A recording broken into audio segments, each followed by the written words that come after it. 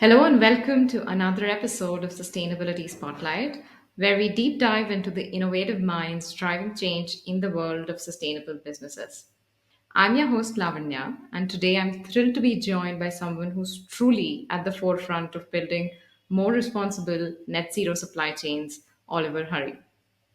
Oliver is the founder of Galvanized, a platform that's helping businesses not just talk the talk, but actually walk the walk when it comes to sustainability. He also chairs the Scope 3 Peer Group, a global collective aimed at accelerating carbon emissions reductions in value chains through collaboration and best practice sharing. Oliver, welcome to the show. Delighted to be here, and I've never been introduced so thoroughly and formally, so that was very nice. Thank you. We're excited to have you here, Oliver, and there is just so much to tell about you. So it did come out a little bit formally. So, all right. So, I've been looking forward to our conversation today because your work covers so much ground on sustainable procurement and supply chains for carbon reductions. And then you also talk about business building. So, when you are speaking with business leaders, how do you combine these two aspects? And what strategies or how to's do you share with them for achieving sustainable supply chains while also keeping businesses' growth on track? The million-dollar question. You're asking that straight away. I think it's been fascinating. Over the last 20 years, I think there's definitely been an evolving trend of how people have worked within the business to try and justify sustainability or sustainable business. I think 20 years ago, it was a lot of lonely sustainability professionals leading with the emotional message and trying to win the hearts, and maybe not the minds, but certainly the hearts of what they considered fellow human beings in the business who they assumed would care about the same things that they would care about. And that inevitably worked with a very few people who are in leadership in business roles who do it for the right reasons, but most people are driven by other reasons and other factors. Inevitably, that's capitalism, that's business, that's what we all know and mostly love. So I think probably about 10, 15 years ago, there was a bit of a shift to try and build the business case for sustainability. And that was sustainability professionals' attempt to try and build out financial metrics, to build out justifications that were in business language, not sustainability language, for all the things that sustainability professionals wanted to do. The challenge was that sustainability professionals weren't very good at doing it. That was the problem. And the realities were that often a lot of the things in sustainability couldn't really be measured accurately. And so, the age-old mantra that you can't manage what you don't measure, which I think is caused a lot of problems for businesses over the years. I think it's a mantra that needs to change, really. But the reality is that means that a lot of businesses said, even when the business cases were there, they were a bit woolly. They were a bit fluffy. They didn't really allow you to measure the impacts. They often measured the things that were happening, not the outcomes. So what then happened, I think, was an attempt by the world and the community to try and make these things more focused. And that's where I think the growth in platforms and technologies tried to make sure that the data that was being collected could not only be collected accurately, consistently, but could be used and compared and put alongside other metrics. The challenge there is that no one really still knows how to measure sustainability, especially carbon. It's incredibly confusing. And so trust in the measurement of carbon has ebbed and flowed, really, and still remains a real tricky space for people to understand. I do think, though, if I'm honest, that as those couple of decades have passed, that the new wave of business professionals coming in are more aware of environmental and social things. So I do feel like these days, the hard and fast elements of the business case have to be once again balanced with the emotional stories about where we're going in the planet and everything else, because it is a double-edged sword. Ultimately, we need that kind of mix of drivers and everything else. Obviously, regulation and legislation coming in has added that third dimension, which means it doesn't matter whether your mind thinks it's a good idea or your heart thinks it's a good idea, you've got to do it, otherwise you'll end up being fined. Is a great way to do it. So I think it's ultimately we're seeing a much more rounded business case, because when it comes to child labour and human rights, for example, you can't. It's very difficult to measure the business direct financial profitable benefit of that, other than you won't get fined and your share price won't plummet. But even then, it's really difficult to do. So I think it's very important to get that well-rounded thing. So I think we're definitely in the day and age at the moment that your business case and your justification for the business needs to be incredibly holistic. It needs to cover risk, needs to cover stories, it needs to cover brand, it needs to cover finance, it needs to cover everything. And because lots of different stakeholders care about lots of different things, so it needs to be pretty well rounded these days. Right. So I'd like to, probe a little bit into what you said that about, let's say, human rights and child labor. So there is a definite yes or no to that. And of course, regulations and fines are part of it, but you are not supposed to do it is a pretty clear message.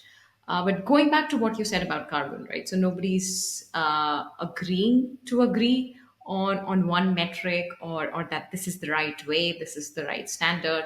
But do we have the time as a species for saving the planet to keep going back to these questions, or is there a middle way that we've found out that let's start with this and we will continue to improve? Until then, we can't just keep fighting over standards. Yeah. So again, another key question. I think again, because business has been driven over the years by a few age-old mantras, which are a bit old-fashioned, like you can't manage what you don't measure, and also the fact that businesses always assume that suppliers will do as they're told. Um, and when it comes to decarbonisation and sustainability, but particularly decarbonisation, suppliers can't just do what they're told. You can't just reduce emissions, because you lack the knowledge of what to do, you lack the money to be able to do it, and you often lack in supply chains the capability to do it. You lack the people, you lack not just the knowledge, but you lack the capacity to do it. So, particularly on things like that, you can't just simply say, supply chain, please do this. It's not like health and safety. You can't quite do it as simple as that. I think the other thing is this fixation with measurement. Okay, measurement is important. You've got to be able to measure things. You've got to be able to track performance. But we have become utterly fixated in the last 20 years with measuring how bad everything is and realizing how bad everything was a year ago, rather than actually spending the same amount of time or equal weighting to actually doing decarbonisation and the things that are really obvious that you should be just doing. So investing in renewable energy and encouraging your suppliers to invest in renewable energy is a great example of that. You do not need data to tell you that that's a good thing to ask your suppliers to do. But so many organisations and companies are waiting for the perfect data before making any action at all. And that's because business and professionals in business often think in quite a linear way. We need to do this, and we need to do that, and we need to do this, and we need to do that. It's the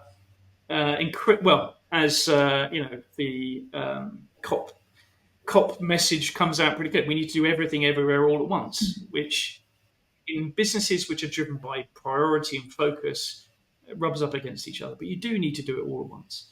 But I think it's about making it easy for people to understand the decarbonisation actions and levers that it can pull now without having perfect data. And that is where I think a lot of responsibility comes into platforms and technologies to be about platforms to help decarbonisation, not just measurement, because measurement only is part of the journey. And we don't want measurement, we want decarbonisation. Measurement is decarbonisation. So platforms and tools have a responsibility. Everyone has a responsibility. I know you guys are very aware of the PACT program and how important that is for aligning standards. I think that's one of the most important initiatives of the last 10 years, frankly, on decarbonisation and Scope 3. I think that's a critical thing we need to back and get behind. So I think that's aligning of data standards across different tools and platforms is a great way of doing that. But yeah, we need to get that balance right between action and measurement. And I don't think we're getting that balance right. I also know you work with the chemicals industry quite a lot. And I'm going to probably be a little bit provocative and say that there are certain types of professionals, there are certain types of people who won't act until they've got their numbers right. And chemists are definitely one of them. So chemists don't like making decisions until they're very clear on the numbers and they're clear on the science and everything else. And that's a good thing. I'm not saying it's a bad thing. But what can mean is the chemicals industry, and I'm talking very generically here because there are some really good chemicals companies doing great work, they often try to do the science and the numbers and the measurement first before they do supplier engagement and the softer stuff. And that's where I think we need a balance between those two things. So I don't want to pick on the chemicals industry because they're probably one of the leading industries on this, but one of the areas that they could improve on is taking more practical action in terms of engaging suppliers and getting on and doing decarbonisation on the things that are obvious that they need to do. And you don't need a chemical equation to prove that it's the right thing to do. So, yeah, that balance is key. Being a chemist myself, Oliver, guilty as charged. So numbers are definitely the first thing we aim at, but we really need to come out of that shell and try to think of a larger picture idea here, which goes beyond equations and what the numbers are suggesting. And Well, the numbers have got to be usable. You've got to be able to use them. I mean, that's obvious. And for too long, we've been worried about getting the number a little bit more accurate rather than actually working out whether the number could ever be used. And I think that's a critical thing, particularly for procurement professionals. Procurement professionals want to be able to act on numbers. Their job isn't there to sit and stare at numbers. So yeah. yeah. So in till now, we've spoken of platforms, we've spoken of data, we've spoken of businesses, and of course, sustainability. So, what do you see as the biggest challenges and also ultimately opportunities, right, when it comes to driving more sustainable supply chains? And what could help organizations really get on and grab those opportunities as we go ahead with whatever advancement that is happening with data, with platforms, with organizations such as Pact. I think one of the most important things is the importance of the supplier voice. So, coming back to that point that I made, that businesses for decades have believed that if you send enough codes of conduct, if you send enough surveys to suppliers, that they will magically join the dots between being asked about whether they've got something or done something into the ability to be able to change and do it. So, I mean, again, child labour is a great example. Decarbonisation, they're both great examples. I mean, asking people whether they've got child labour in their activities and them saying yes or no is not going to actually remove child labour. It's just going to get people to get better at hiding it, you could argue. So, I think overall, business has learned that we need to take different methodologies and take different approaches. One of the things I talk about is people talk about supplier communication and relationship management.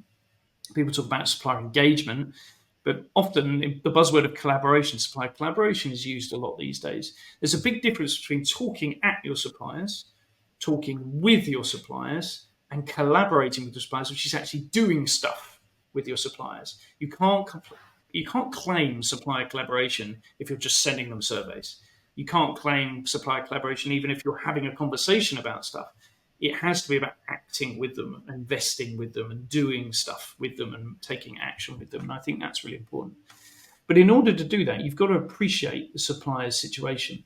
And I think, again, grocery retail is a great example of this. For years, they assumed that the suppliers would do as they're told, and that they'd constantly be able to do sustainability whilst also being squeezed on price.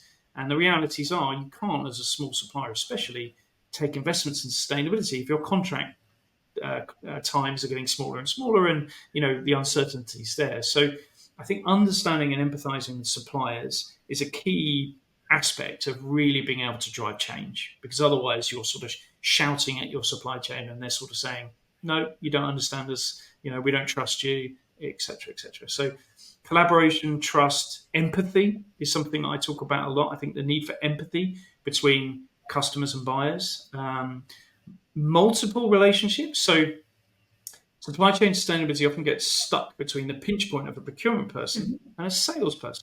I don't use salesperson, it could be account manager, but you get the idea. Those are two people who do not know usually a lot about sustainability and shouldn't do, really. So that's usually the only point of contact between buyers and suppliers. So what we need to do now is think about, and we can do this with technology and everything else, more multi-stakeholder relationships between buyers and suppliers at scale. So get all the sustainability professionals working together, get procurement working together to understand, with their suppliers' procurement professionals about what's happening the tier below, and help their procurement professionals, and so on and so forth. So I think the need for multi-stakeholder relationships is another one. Um, there's just a few things, but I think hopefully that sort of thinking, and most of that is change management, relationships, engagement. It's softer stuff. You put that and get that right alongside hard metrics, data, and everything else, then we can make change happen faster. But yeah, there's just some of the things that I think would help supply chain sustainability if we got them Correct. better working. I 100% agree on this, Oliver, that I very, very strongly and hardly believe that the sales and the procurement teams need to start speaking the language of sustainability. And it's not about them to learn. It's for all of us to come together to help them learn and help them understand how they could play a part in the larger strategy of of a business when it comes to sustainability. And you spoke that this is, Yeah, and yeah, sorry, go ahead.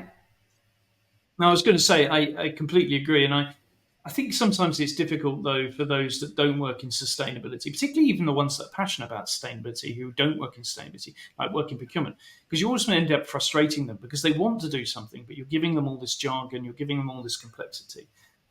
So I think a practical thing for maybe your listeners is one of the other initiatives I'm involved in is called the Sustainable Procurement Pledge. It's a non-profit aiming to help every procurement professional on the planet to have no excuses as to why they can't embed and understand and do sustainability by removing all of the barriers, basically. And it's all about writing it in procurement language. So understanding procurement, understanding it, how they can practically implement sustainability in procurement language. I'd recommend that to anyone. If you go to spp.earth, all the resources are free, written for procurement professionals. So yeah, I think sustainability professionals have got a responsibility to make sure that the operational functions like procurement have the information that they need in stuff that they can understand and don't bamboozle them. And equally, I think it's up for procurement to be able to realize that the future of their profession in procurement is about sustainability because it is. It's about new types of value, new opportunities, new innovations. Procurement has spent years being told what to do and moaning that it hasn't got the opportunity to think up new ideas, new innovations, and collaborate more. And sustainability offers an enormous opportunity for procurement to do that. I think the same is true in sales. I think salespeople are always, frankly, looking for new angles and new strings to their bow, new excuses, new opportunities, and sustainability should offer that. I mean, it won't be the end all, maybe, but it certainly is a key one. And I think that's why, again, you end up with that need for a holistic pitch as a salesperson. And yeah, Yeah, I definitely agree on the salespeople finding sustainability as a lever to start new customer conversations, and which is what adding on to what you said, Oliver, that all of these things are kind of soft practices right now, but how markets are turning up for the betterment of everyone is that uh, customers are ready to pay premiums for your more sustainable offerings, which is right building market incentives into supply chains, and which could definitely be something that early movers and sales teams and procurement teams can actually leverage to their own advantage. yeah, absolutely. One of the projects that I'm running with both my Scope 3 peer group, which is scope3peergroup.com if you're interested, and the Sustainable Procurement Pledge, is a project with Chief Procurement Officers support, which is looking at carbon pricing for procurement. So what we've got is we've got about 150 different companies taking part in a rolling process and workshops to come up with a methodology, a two-page methodology, so literally something you can read and understand and use for embedding carbon pricing into tenders and tender decisions.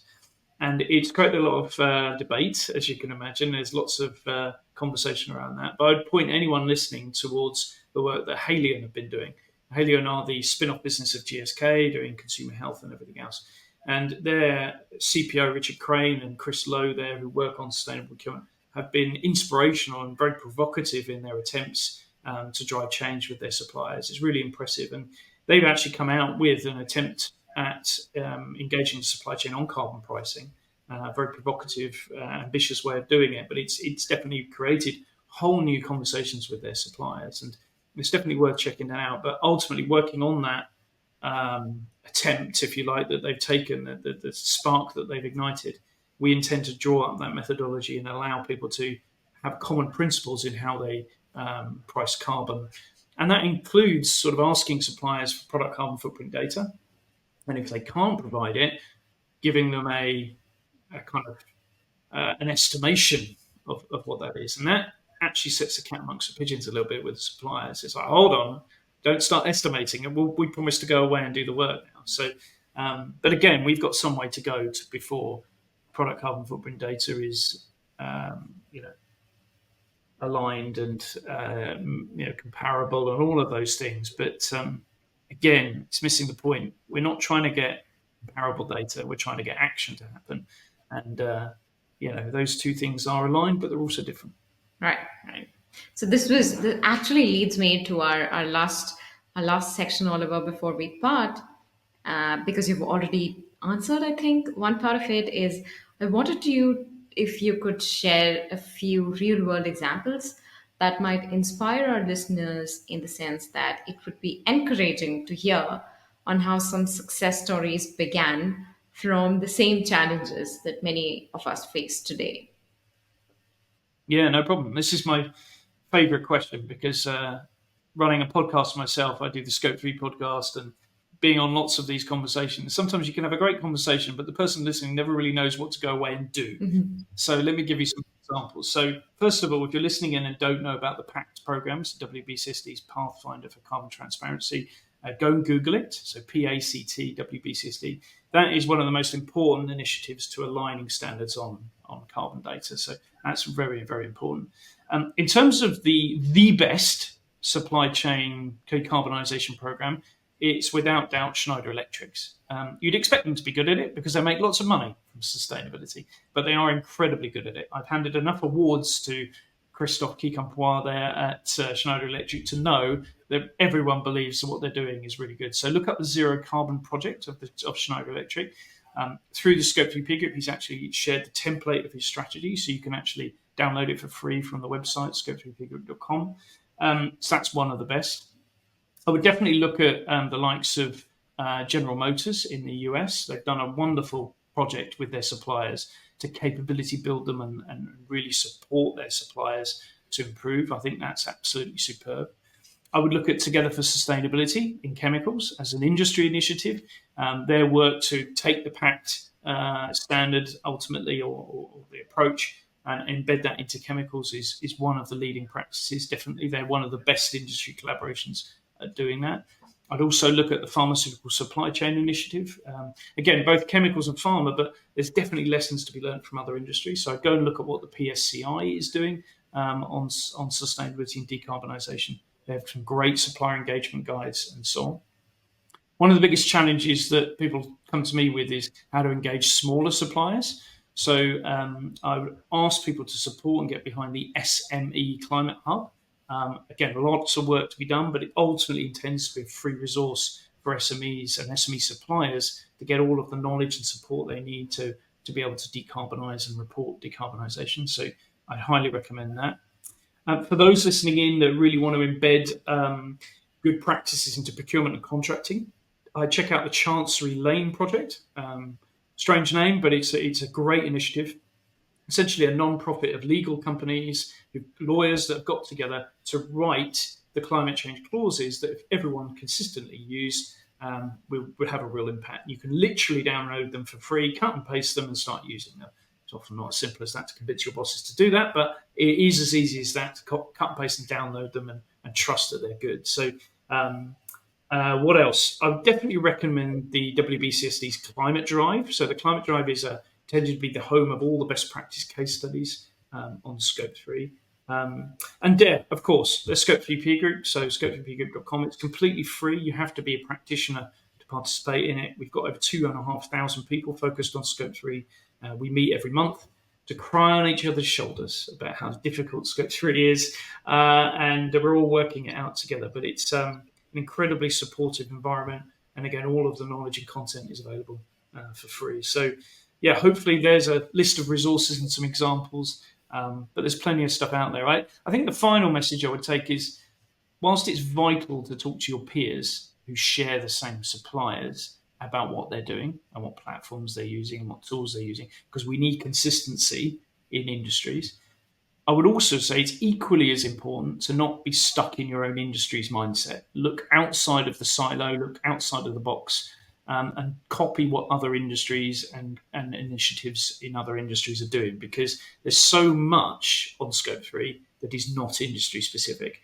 And yet there's so much that's happening that's a duplicative effort. This is why the likes of what the PACT program is doing is so important. So, yeah, hopefully that's a good list of practical stuff.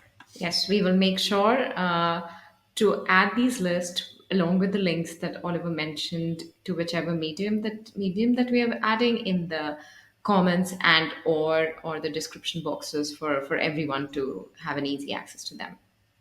So Cool. thank you so much, Oliver, for sharing your insights and experiences with us today. Your work is not only inspiring, but also essential as we navigate the complex journey towards a sustainable future. And thanks a lot to our listeners for tuning in to this episode of Sustainability Spotlight. If you enjoyed this conversation, stay tuned for more inspiring discussions with the leaders making a difference in the world of sustainability.